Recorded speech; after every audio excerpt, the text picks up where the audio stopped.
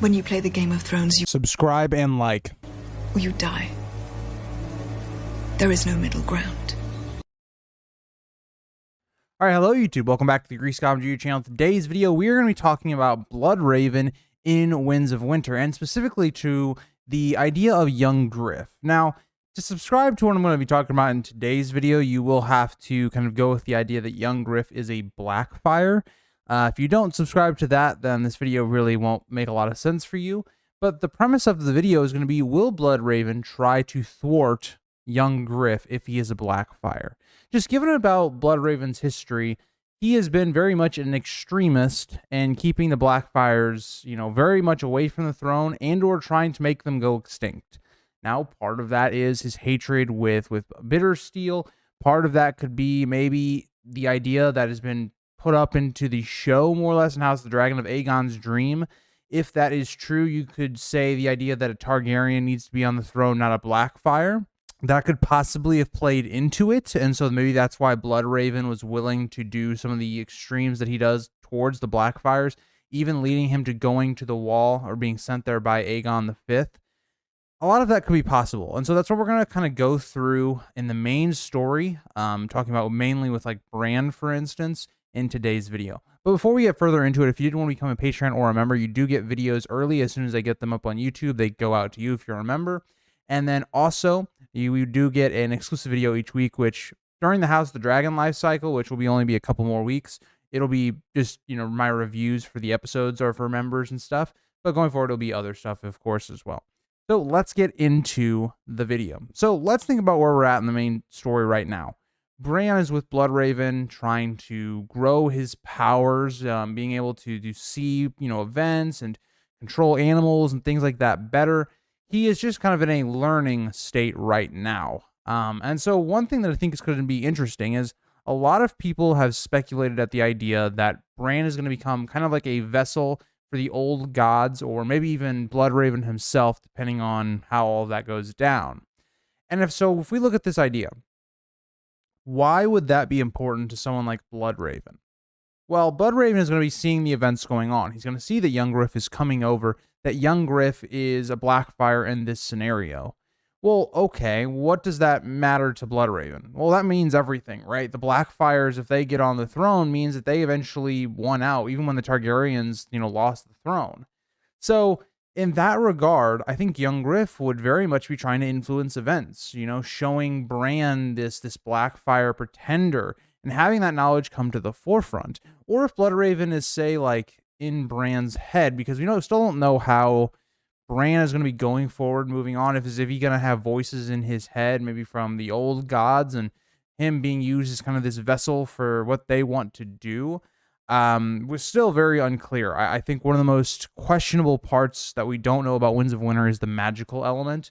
People have made pretty wild theories about Bran, and then there's also just some very tame theories about Bran. So we just don't know where he's going to go. But you have to assume maybe that if that is the case and Bloodraven kind of lives on through maybe Bran, will that come into play? Will Bran be the one that can maybe confirm or whether or not that Young Griff's identity is true or not? It's very similar to the way the show did, for instance, Jon's parentage. They had kind of Bran confirm it with Sam.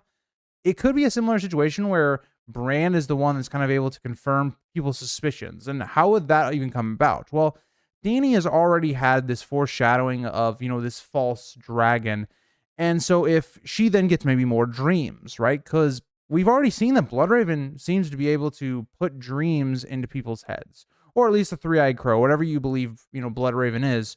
Will that come to play with someone like Daenerys? Will she start maybe getting dreams about, Young Griff not being who he says he is? Plus, then you also maybe get her talking to Illyrio in Winds of Winter.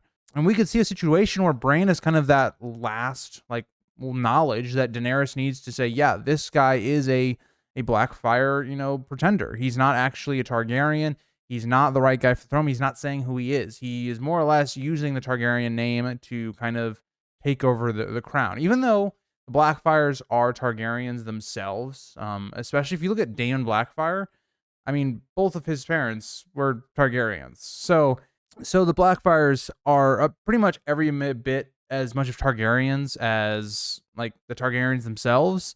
So, it's kind of muddied in the actual idea of that. But I will say it's a fascinating idea because as of right now, there's not a lot of people that can actually give concrete evidence as to why Young Griff would not be a Blackfire, because you have to think of the people that would admit it. So you'd have Illyrio, maybe you'd have Varys, maybe you would have people that knew of those, but who else would have known of Illyrio and Varys doing some sort of baby swap, if like he actually is, Aegon? There's no evidence from other people that be able to confirm or to deny it outside of the magical element of the story. It's kind of similar to like Jon's parentage in the story. Regardless of who you think it is, really the only person that's going to have access to, who he actually is possibly like Howland Reed, maybe Ashara if she's alive, maybe House Dane, or any of maybe the people that you believe maybe survive but are in hiding.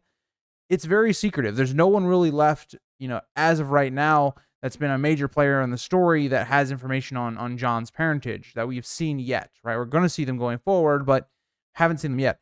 The same thing applies to Young Griff, right? There's not a lot of people that can confirm or deny if Aegon was actually smuggled out because of the condition of Aegon, when he was presented to the court and people not wanting to look at it because, of course, it's a destroyed baby. I mean, nobody wants to look at that.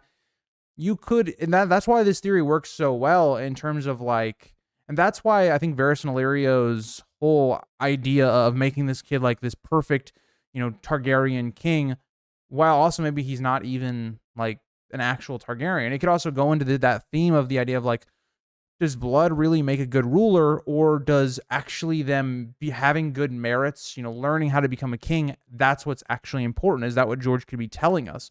I think all that's fascinating to this idea because Bloodraven could once again thwart the Blackfires. It would be the ultimate fuck you that after, he's, it's most of Westeros has believed he's dead for a good amount of time now. He's still actually alive, just barely kicking in his grave, and he thwarts the Blackfires one more time, even maybe through Bran. That would be a very insane twist of events because now that we've had this idea of Aegon's dream, now that's been presented by George, with House of the Dragon mainly, you do kind of go through and you think about actions that characters make and why they make those actions. It is interesting, right? It's interesting to think about the manipulations that Bloodraven could be doing all throughout the story, mainly with like animals, for instance. I think you see this a number of times in the first book, as mainly with Jon and Ghost. I think that is the most predominant one. Like you think about Jon deserting and, Ghost out of nowhere seems to not be connected to Jon at all, not doing what Jon wants him to do, and gives away Jon's locations where his friends can actually take him back to the wall. Very important moment that seems very odd on a reread. The boar that killed Robert could also have been something that Bloodraven maybe was manipulating events on. We even see like in House of the Dragon, if you think about Harrenhal, and it seems like the old gods still have a sway over Harrenhal. It really just paints to the idea that the old gods still do have power and could manipulate things. And that's why I think, Bran becoming like some sort of a powerful figure, whether that's king or whether that's just king of a certain part of Westeros, I think there's a lot to be said there for the actual manipulation that the old gods have been working in the backgrounds. I'd love to hear your guys' thoughts, though, because Young Griff is in a very strong position to at least end up on the throne for a little bit of time until Daenerys comes over. And wouldn't it be the ultimate fuck you if, Daenerys and Young Griff were actually working out an alliance, maybe even a marriage alliance? All of a sudden, Daenerys gets a vision from Bloodraven, and it's about Young Griff's actual parentage, or something like that, to thwart that alliance from happening. I think it's an interesting theory, because Bloodraven, throughout his entire life, was kind of known for doing what he believed was right, no matter the cost, right? He was someone that the ends justified the means type of person. I'm in my entire Bloodraven analysis that I've done over the past couple of years. That's really been the main theme of everything, right? It doesn't matter how bad an action may seem, as long as it justifies the end goal you want. That's been Bloodraven. So it'll be interesting to see how that goes, and if that Bittersteel Bloodraven rivalry and all of that still comes to the forefront of Winds of Winter and also A Dream of Spring. But thank you guys all for watching. I'd love to hear your guys' thoughts on this idea, and I'll see you in the next one. Bye, guys.